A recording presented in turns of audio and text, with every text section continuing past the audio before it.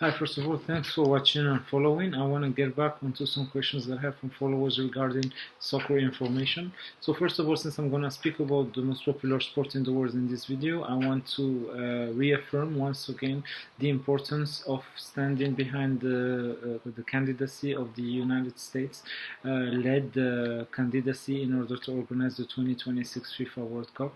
The US, leader in NAFTA and in North America, is the most prepared country in the most prepared zone in order to host a World Cup with 48 teams in 2026. That will be the first of a kind. So this will be a series of videos that I will do in regards of sports, especially about the FIFA World Cup, not just for the fact that it's going to take place in a few months from now in Russia for the 2018 edition, but in regards of supporting the candidacy of the United States-led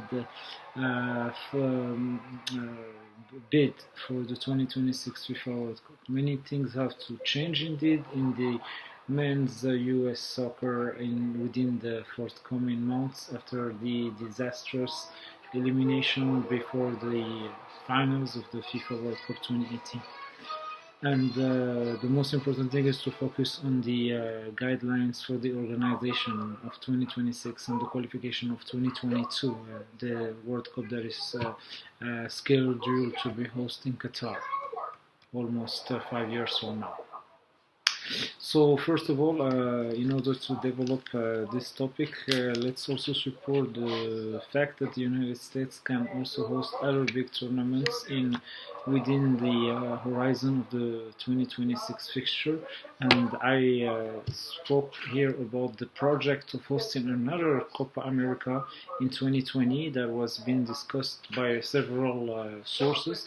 It's not confirmed yet, but many talks have said that the United States is willing to host another Copa America with 6 teams from the CONCACAF and 10 teams from the Commonwealth in 2020 to relive the experience that has been done in the United States in 2016 with the Centenario event. Of course, Brazil will host the 2019 edition, and Ecuador is supposed to host the following edition, which will be in 2024, because Copa America will switch to the even years, the same summers when the UEFA European Championship is taking place. So there's a lot of changes in the schedule of the FIFA, the UEFA, and the 5 other continental confederations for sure, but I am still against several propositions such as suppressing the FIFA Confederations Cup, which is a place for the teams that have won their continental championship to meet. It's a tournament that should stay as a prelude for the FIFA World Cup, and for the teams that have not qualified for the World Cup. Let's say, for example, in the Confederations Cup in Russia recently, Cameroon have had the opportunity to participate in Russia in 2017, while they did not qualify for Russia 2018. Same case for Chile, same case for New Zealand. I don't think it's good at all to suppress one of the most prestigious tournaments of the FIFA. After the FIFA World Cup, it's very important to take care of these 3 tournaments that are also worldwide titles that everyone wants to have: FIFA Confederations Cup, the Olympic football tournament, and obviously the FIFA Club World Cup. That for this point, the FIFA Club World Cup must be reorganized with 8 teams, the title holder, the host, and the 6 champions of the confederations. The best way to do it is to have quarter-final games even for everybody, and then semi-final, then the final, plus playoff games for the 5th to 8th place, and the 3rd place game, which will give an even number of games for all the teams participating, 3 games each. The winner of the past edition, if he is the winner of the same continental fixture that same year, should give its birth to the runner-up of the continental event, the Continental Champions League. The host, in case it is a winner of a Continental Cup, must give also its birth of host births between codes to the runner-up. of the continental event, as it's already representing the host nation as a continental champion. So yeah, these are maybe the best modification. The 24 teams FIFA Club World Cup is, to me, a very preposterous proposition.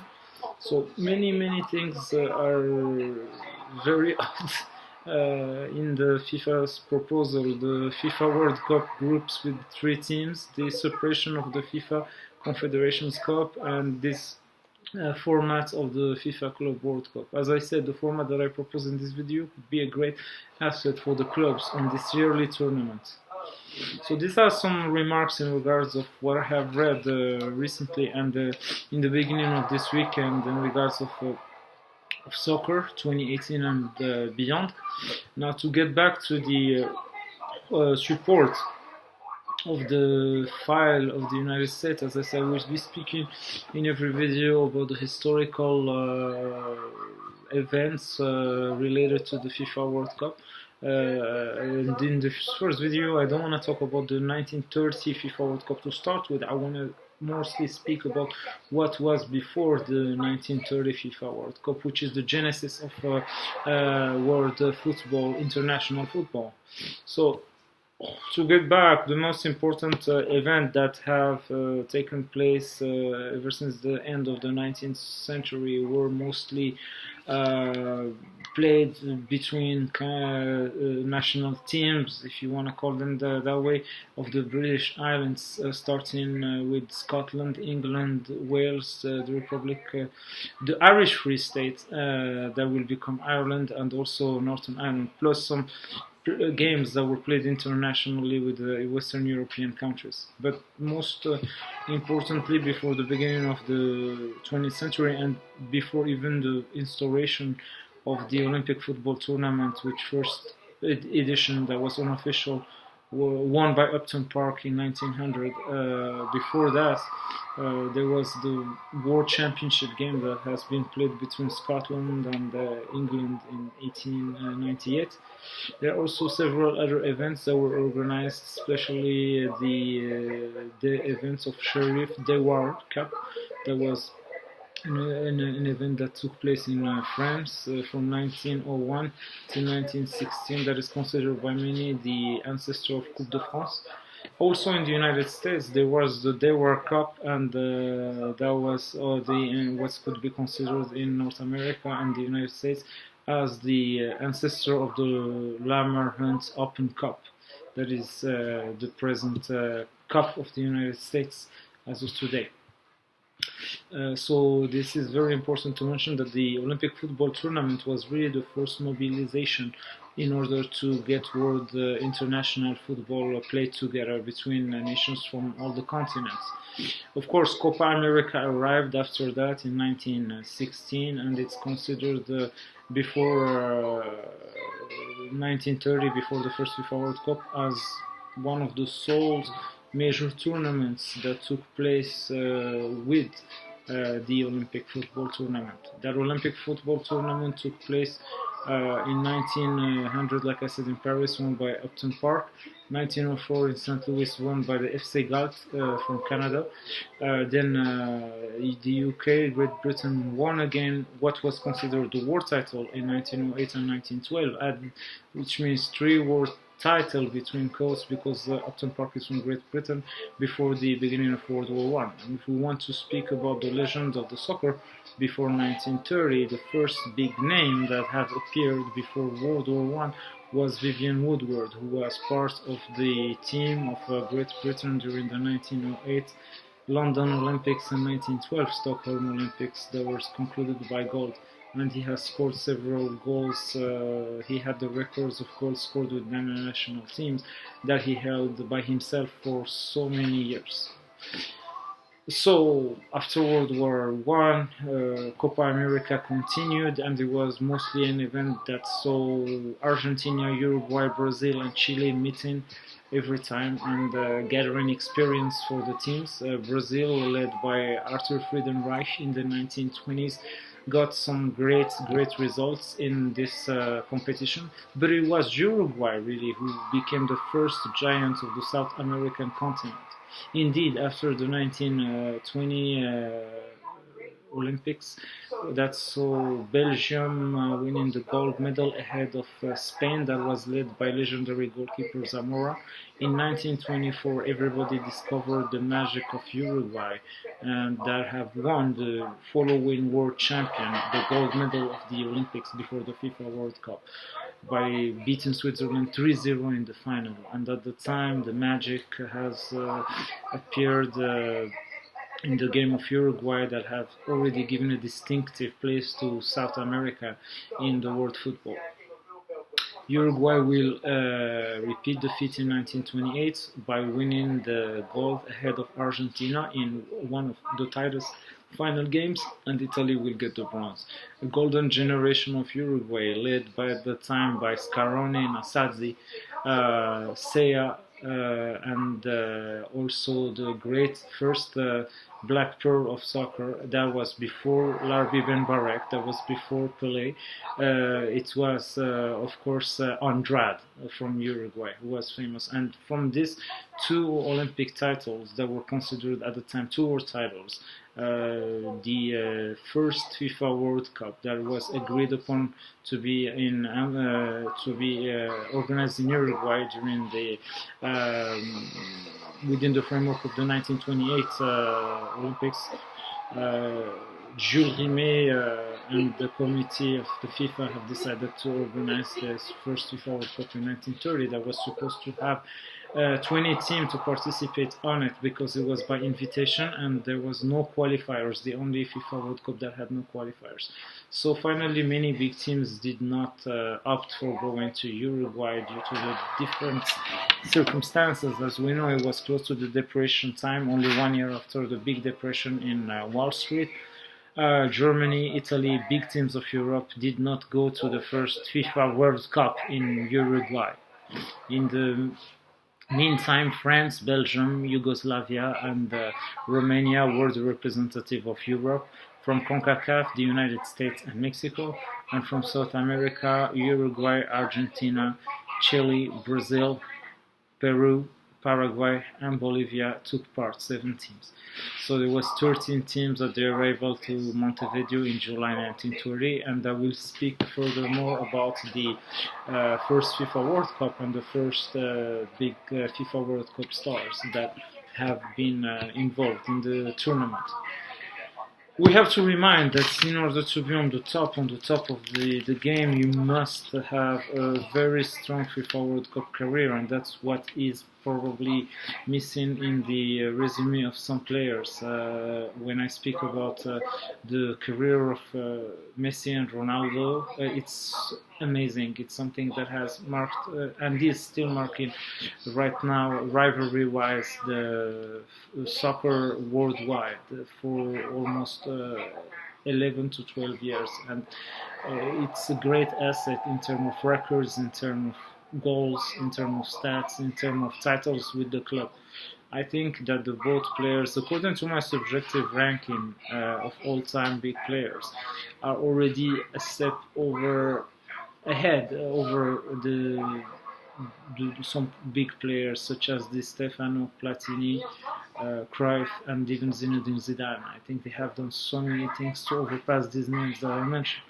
But I think there are some few names that are still ahead of them that is very hard to catch up with. And of course we know that in this list there is Pelé, there is Maradona, there is Ronaldo o Fenomeno, the Brazilian, and there is Franz Beckenbauer. Those 4 players have an amazing FIFA World Cup resume, and in case one of the 2 players wins one World Cup, they could maybe overpass at least 3, to my opinion, Beckenbauer, Ronaldo, and Maradona. But to overpass the resume of Pelé, you really still need to win another World Cup and score as many more goals as possible. So to get back to a question that I had in regards of the post that I had for the goals, the numbers of goals scored by many players. So I'm answering you now during the weekend. So to get back to what you said, the total official goals is the first unofficial rankings. It includes all the goals of international career. That includes the senior team, the Olympic, and all the other youth team, including from the under 21 to the under 15. All these goals, even in the youth international career, are counted as official. The international world have the highest ground than youth career. So you have all the international goals combined with all the senior club official career goals, which means scored in the continental features, the FIFA Club World Cup, for example, and the national features, which means the league, the cup, the secondary cup, as it is in the case in England, France, Portugal, for example, the League Cup, and the Super Cup, the domestic Super Cup. These are pretty much the official goals. In that ranking, we have in ninth position Tullio Maravillosa, who have shares that spot with Ovi Sailor with 575. Then Ferenc Dijk from Hungary have 576. Then comes Messi 7th and Ronaldo 6th. And a little bit ahead there is Gerd Müller with 735. Then Puskás with 746. Pelé is third with 767. Then Romario 772 and Joseph Bicar 805, the only player who scored over 800 career goals in his soccer career. Then two different rankings are also added. That's where we find the 1,000 goal margin, and that's how it adds up. If we start with the first one, that is pretty much a total of competitive games that includes all the official goals that I have mentioned, plus the goals that were scored when you play with the national team versus a club, which is not recognized by the FIFA as an international game, or when you play a club-friendly game, mostly the games in the summer, the pre-season time. So all these goals are added up. It gives a little bit more for Ronaldo and Messi, but they are still respectively ranked on it 11th and 10th. And ahead of them there is Puskás, Eusebio, Di Stefano, Romario. Romario have in this category 923 according to the stats. And then in fifth position, Franz Binder from Austria is the first player that have scored in this category of competitive game, including club friendlies and national teams versus clubs or versus regional teams, 1006. Then far ahead there is Pelé with 1284, then Friedenreich, second Müller, and first Joseph Bicar. If you go to the question how it add up, like in the case of Müller, there are 600 goals that were scored either with the amateur teams where he was playing, or either with the preseason, either in Munich or when he played in the United States.